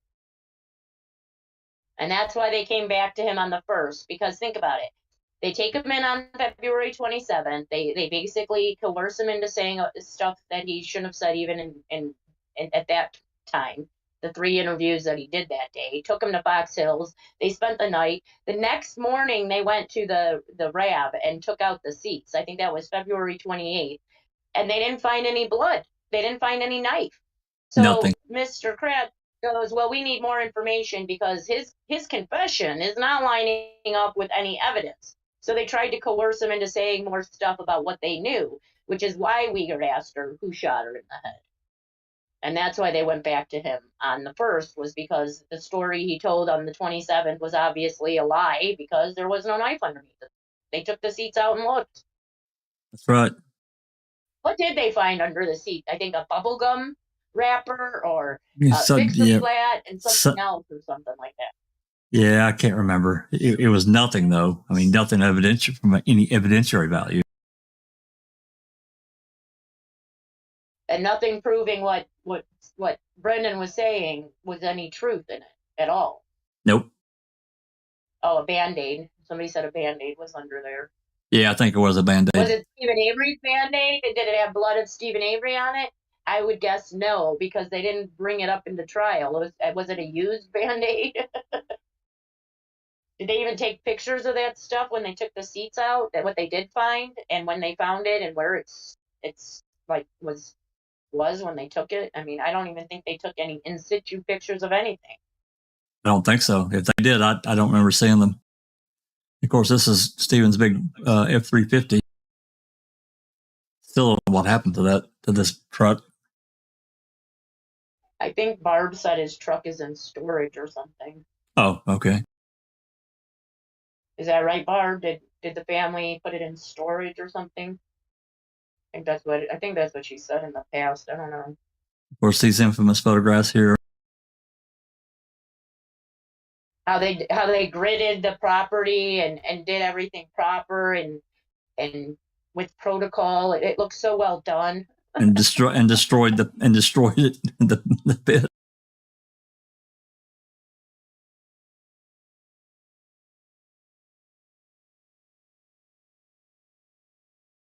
The picture I love most is the guy on the Bobcat smiling and sticking out his tongue at the cameraman, because that's definitely an evidence picture that you need to take.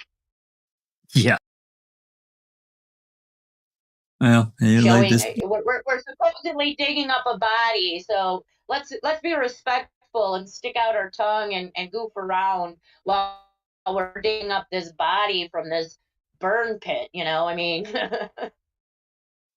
And he's the way pointing they did that technically the Hallbach should sue, because they disrespected Teresa's remains by digging them up with a bobcat like that, when there's supposed to be a protocol of a grid and all that other stuff that they refused to do in this case. Oh, look, it's a great piece of something. It must be a bone. I want to know how that bone is just sitting there after they just dug everything up like they just did with a bobcat. With the bobcat. Is that supposed to be, is that them taking this, is that the one bone they picked up and actually took a picture of from the pit? One bone, one little bone like that? Do we even know if it's human? No, well, I don't know. It's honeycomb, but I think, I don't know. But it's certainly, there's no photos describing what they reported. They wrote in these reports. Don't have no dirt on it, no soil, no burnt tire residue. No rubber, right? No rubber. Yeah. And this is, back away from. I mean, I guess it looks like this is where they were taking everything from the pit and piling it up. Yeah. And why were they just piling it on the grass? Weren't they worried they were going to lose some bones in the grass? Well, one would think they would have put that on, a tarp or something. On a tarp and took it and then actually went through it in some capacity other than just, scooping it up with a bobcat. Does that mean some of her bones might actually still be on the property over where they dumped that dirt. Possible. If their story is If to be believed. If her bones were ever even in there. That's right. Which I don't believe they were. I mean, other than being dumped. There you go, Jinx. There he is. The schmuck. The schmuck who thinks it's a joke. Do we know who that is at all? I don't even know who that is. No, I'm not sure. He's just schmuck to me. I mean, look at the tire tracks they're creating with those bobcats on what is considered a crime scene. Yep, just destroyed it. Absolutely destroyed that pit. And I can't believe that Deputy Katz would have ever approached, or any other county coroner would have brought in people that would have approached this pit in this fashion. I don't believe it. I think it would have been completely different how it was handled. I got 2 bobcats on the property. Said, he couldn't approach the pit because it was already tampered with before he got there. Yeah. Just like he couldn't take pictures of the license plates because they were already tampered with. But he got there to do anything. The fact that everything's tampered with, pictures are taken, it says a lot.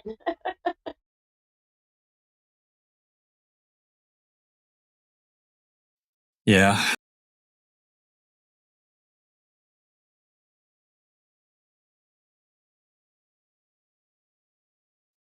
I'm going to turn this off. I'm going to get over to these other pictures for a minute. Hold on. Give me just a second here. What picture were you looking for, Jim? Because I totally forgot. It's a photo. It's actually a couple of photos. Why do they need a picture of Jody putting fucking clothes in a dryer or taking clothes out of the dryer? Why did that become an item at all? I don't understand some of the evidence collection that they took. This is a badge from a conference that Stephen Avery went to. Why was that taken? What were they hoping to prove? A murder by taking a picture of Jody bent over a dryer. What does that prove about Teresa Halbach's murder? Why did they need to take this picture into evidence? Weren't they looking for evidence of a crime? Well, in the warrant, they were looking to collect evidence of a crime.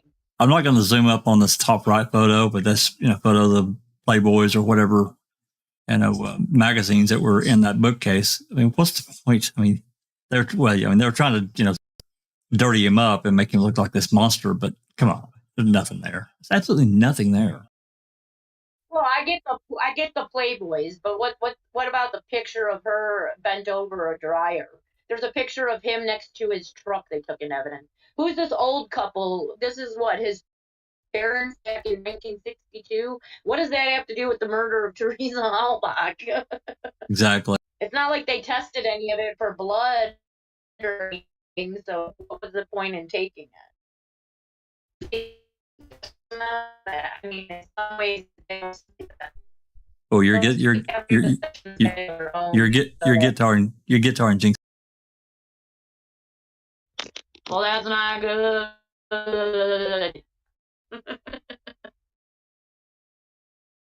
I guess I'll.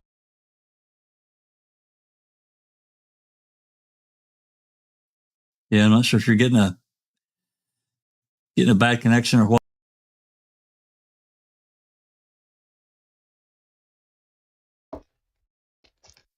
Yeah, I think I know where these photos were.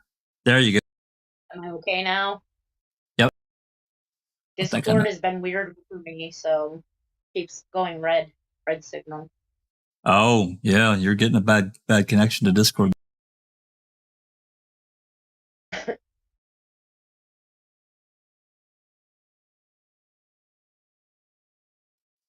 Yeah, I've got these photos on Google Photos. That's so much. The state patrol ones that were on Google Photos. I'm sorry, say that. I think you're putting them on foul play. The state patrol, Seeking Truth, had the state patrol in a Google Drive or a Google Photos folder, whatever. But that's been removed, and I think you're putting them now on foul play. Yeah, right? They're working on yours and Zoe are working on trying to get everything keyword so it's searchable. and it's just really slow. It's really slow. I know they've been working on it. So,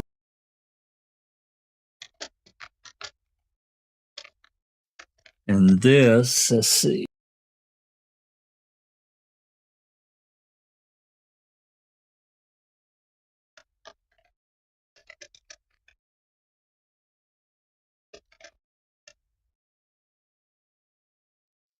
This right here is what I was talking. I was looking at the other night.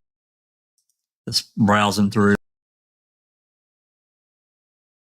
It's more photos of the bookcase. These are more, I guess proper type photos.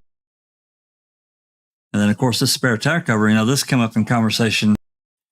I think on Reddit the other day. There was, or somewhere, I can't remember where I saw the conversation talking about the spare tire cover. Came back on, and not only this, but there were a lot of evidence was brought back from the crime lab because they just don't have room to store all of it back to Calumet County, back to Queso. This was May 24th, 2006, and we don't know exactly when, but at some point, Uyghur took the spare tire cover, and it got turned in to Hawkins on June 30th, which, so if you got it on the first day that he came back, 35, 36 days, somewhere in that neighborhood, but in any event, he had it for a period of time for whatever reason. There's actually something written on there, probably case number, so forth. I think that's Mike Riddle's, I think that's his thing, the case number. Mike Riddle signs it, see my MTR. Yeah, Mike probably. Riddle, that's from doing fingerprint analysis on the back there. Yeah, latent print. Why do they write it right on the evidence? Is that kind of wrong to do that? I don't understand. Yeah, he writes right on the RAB too. I don't know if you noticed it, but the fingerprints that he took from the RAB, you can tell he wrote little markings like that on the RAB as well with a marker that he took a fingerprint. And then of course the infamous so we parking can lot. actually go examine those pictures and find out where all the 8 fingerprints came from, because he should have a little signature there. That's right. And the infamous parking lot. And we have the other photo of it sitting in the back of the RAV, and it's got a stain on it. I can't remember if it was down here at the bottom, but it was somewhere on one of the edges. And in this photo, it's gone.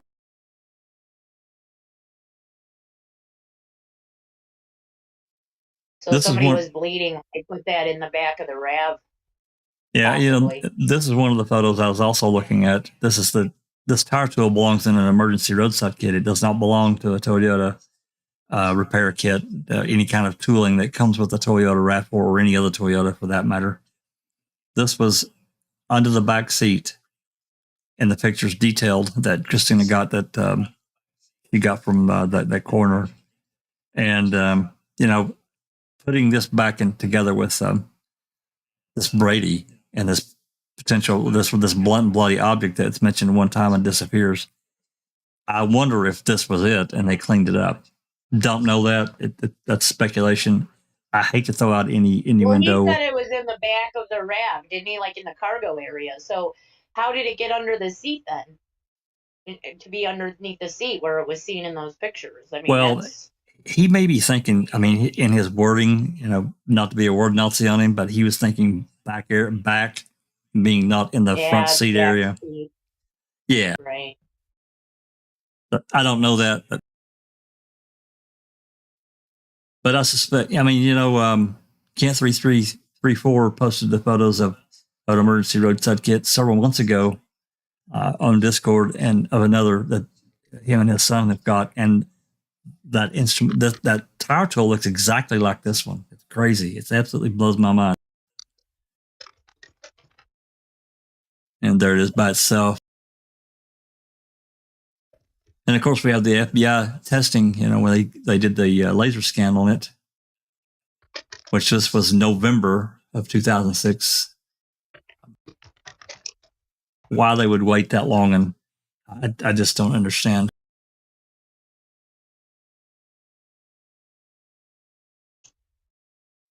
I'm not sure exactly what this instrument here is here back here. If that's part of the latest, I don't really know. Somebody's ratting on me to Tempedious, you guys. Oh, Was just asked to jump in to clarify an apparent misunderstanding about a tweet I sent today that was, I'm told, mentioned earlier during the podcast. It's not true that searches for the child porn stopped when Tom Janda moved out. Let's compare some searches from when Janda was living there to when he was not. I would love to do a comparison of what was done before October 15th or whatever to after that and what was searched, because I do know there was a couple of 15-year-old naked women searched after that, but no preteen porn was looked at that I can remember seeing after 9/18/05, which would be before Janda moved out. So if you can show me where there was preteen porn looked at after October 15th when he moved out, I'd be happy to look at it. Of course, I'm open-minded. I just don't recall seeing it. I went back through some of the records today after your tweet. I'm really curious about Tom Janda's sexual assault. So, I'd be happy to, you can certainly show him to me on Twitter, because I know it was me and you talking about it earlier. So, that'd be and great. it was me talking about it here. So you're coming to correct me. So I haven't seen it yet. That's all I'm saying. I have to go look at the dates and stuff. Like I don't see any dates for preteen sexual, like looking up preteens, not just a teenager. Like, I'm sorry to say it, but they are only 16, 17, and 19-year-old boys, and them looking up a 17, 15, 16, 18-year-old girl, it may be wrong by law, but I don't find it as like they're looking up people their own age after Janda moved out. And it doesn't seem like it's heavy porn for preteens and little kitty porn like it was earlier in the year. And no, I don't think watching porn means that you're going to be a murderer. It might mean you're a sexual curious. I mean, they're teenagers. I have a hard time thinking that just because he looked up some porn that he had to be a murderer at the age of 19. When, I think of like my brothers looking at the Sears catalog when they were like 16, 17, 15, 14, and looking at the girls in their bras and lingerie. They did that. Does that make them killers? No.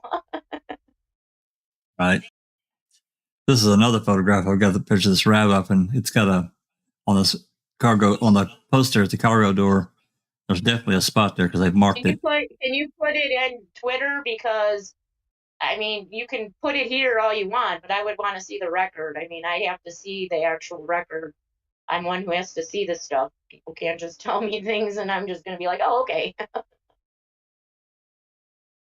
So if you would please put the searches after Janda moved out that are of preteen porns and stuff, I would appreciate it.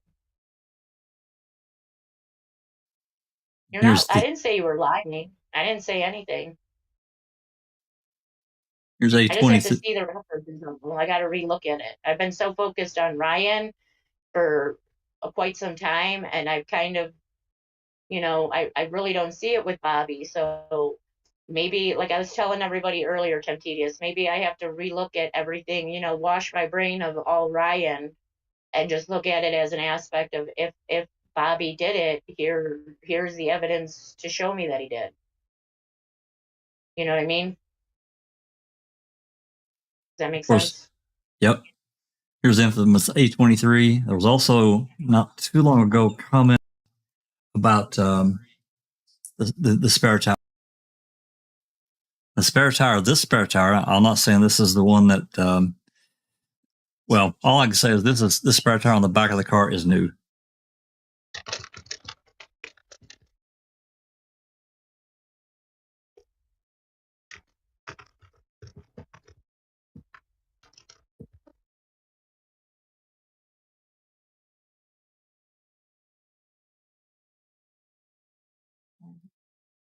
Well, anyway, And even sorry. if your evidence shows what you're saying, it's not going to make me believe that he turned around and killed a 25-year-old woman out of the blue when he's looking at child porn. So I just have to look at it again.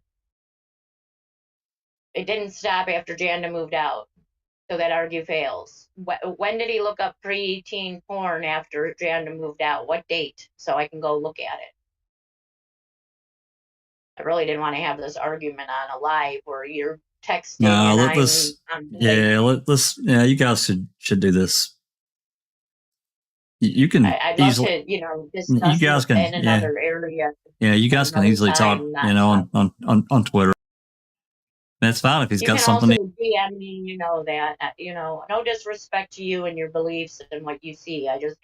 I personally haven't seen it yet, so.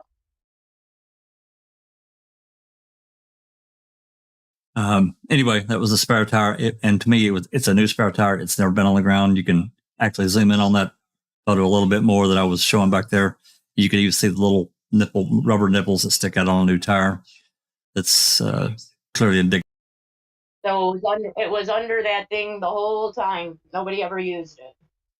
Apparently not, because I had suspicion that that there was because this damage to the left front of the RAV, that the spare got changed, but the one that we see in the photograph, that is a new tire. I'll go back here just for a second.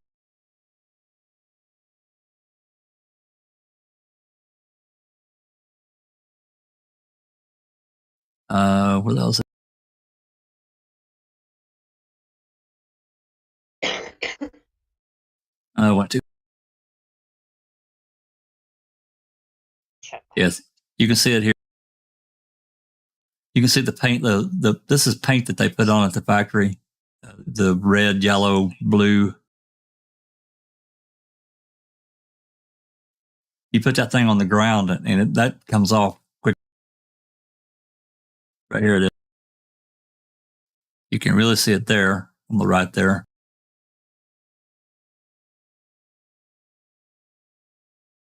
Yeah. And it's even more apparent on that. And that's new. That's brand new tread. So anyway, yeah, I had a suspicion for a long time that they had changed tires because of the damage. But hey, those bolts in the front seat. Go back to that picture. Are there bolts missing from that spare tire holding it on?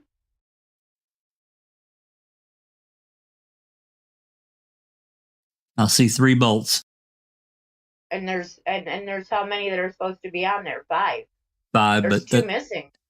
Well, could they have removed the bolts and not have put them back on the tire? Like, I mean, did they remove the tire at all to fingerprint it or anything underneath the tire or anything that they? Cause isn't there 2 bolts or something like that in the front seat in the wherever in the front seat somewhere in the console or somewhere? I think there's some. I don't remember. People think it's from them taking off the, what do you call it, to change the VIN. Like that's part of, like, I think somebody's theory was the bolts that were in the front seat. Like maybe they're from that. I don't remember. I don't remember seeing. I know that there was some. I think some bolts maybe loose in the somewhere in the car or the front area of the RAV, but I can't remember. There's too many pictures. I don't know, as we go through, if we see it or if I see it roll by, I'll zoom in on. But hey, here we go.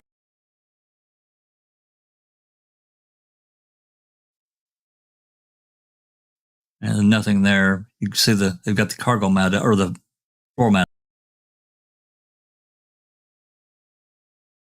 Okay, Carol says they only have 3 on the spare from the factory, so those are normal then. Yeah. Thank you. I mean, it wouldn't take, 3 would be plenty to hold it sturdy because it's just hanging there and there's no pressure, I was just curious. Yeah. It made me think. I do that sometimes. I'm going to have to do a spreadsheet of all of these lookups online now. Yeah, here we go. I think this is some of what I was looking at. I think it's in this mess of photo. Or maybe What are we looking for again? it was a photo, and I can't remember which one took. And instead of, yep, I think this is one. Oh, This all is- the cars on the property? Yeah, that's right. You just think about I mean, there's literally you just in this right here. There's if I was to start counting them, there's probably at least 100 just in this photo alone. Right. Why that went back to there, but it did. Oh, I think that's just the way it is in this order. Yeah, another photo. We're going to get to it here in a minute. It got posted on Reddit here recently. And Look this at all is that rain on the fucking Rav. oh yeah, it's that tarp's laying on it. It's getting into the evening time. It's probably probably 4 o'clock. Well,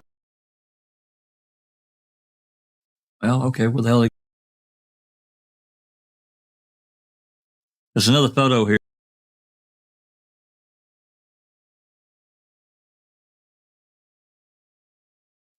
I guess I went past it. It showed the photo. It's a photo of it's a reflection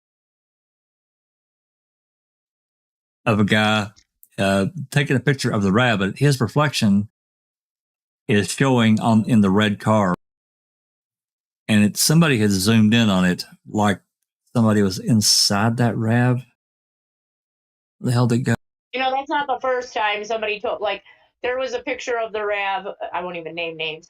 There was a picture of the Rav, and they're like, isn't that a dog inside the Rav? No, yeah. It's not a dog. Yeah. Yeah, this like this. It's where this a person reflection on the window of something else. Yeah, this whatever this photograph was I was looking at, I'm sure I've got it somewhere. Too many photographs. Anyway, the person was standing back from where this officer here is on the left, and it's darker. And they took a photo, and their reflection showed up in the windshield of that red car. And if you zoom in on it, it's kind of like that person's in the car, but they're really not. And there's somebody. You can see Jennifer Bass's reflection. Well, I think it was Jennifer taking the photo. No, that's Jennifer Bass holding up up that end over there. Yeah. Yeah, I guess it's not in this batch. I thought it was. This is it. This is the photo right here. This is the one. You see, if you look in here in this outline, you can see that there's a reflection of this guy. You can see the reflection right there. Anyway. That kind of looks like Gene Koosh.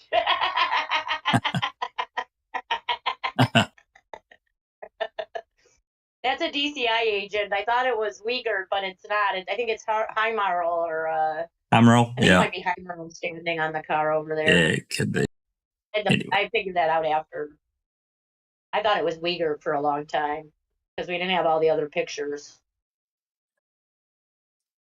Anyway, all right. Well, we've done give it the old college try. It's almost 10 o'clock my time. Yeah.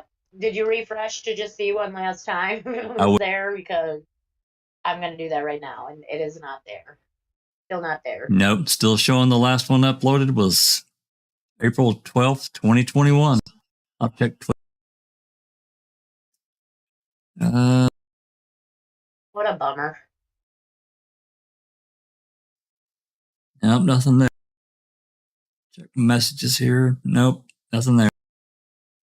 Well, folks, all I can say is I'm just going to change the title of this YouTube as let's talk. I don't know what else to call it. All I can do is apologize. Let's wait. That's what it should be called. We're waiting. Just stay. Hey, we could just stay live until it breaks out. No, not gonna happen. I haven't eaten dinner yet. Actually getting pretty hungry. you know, I'll talk to the group, and we'll make a decision tomorrow if it doesn't get posted, and just get the document.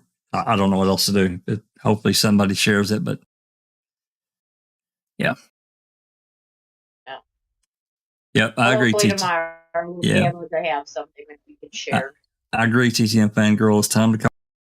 We give it the old college try. That's all we. I'd like to thank everybody, though, for coming and hanging around. We would have read it end to end if we'd have got it, and we will when we get it, and it'll be shared. So we'll find out what happens, sometime tomorrow. Hopefully it gets shared. If not, we'll just have to make a plan to get the damn thing, I guess.